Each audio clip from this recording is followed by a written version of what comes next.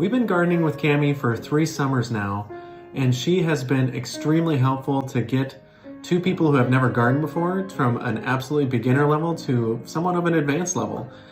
She's taught us everything from how best to lay your plot out with which plants should go where to what plants grow best in our climate.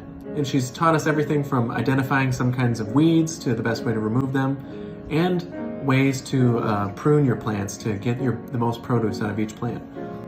Yeah, and besides all of the details and like really specific techniques, I have just been really grateful that Cami's just amazing at kind of instilling confidence in the beginner gardener. And yeah, while she has all of the expertise and the knowledge, and you could ask her practically any question under the sun and she would have an answer to it, she doesn't make you feel like if you don't know all those things or if you make a mistake that your garden is going to be a disaster. And we've certainly learned that. We've made mistakes and she's kind of walked through those with us and shown us what we can do to make it work out. But yeah, she's just been excellent at kind of guiding beginner gardeners to having a little bit more knowledge than we came in with.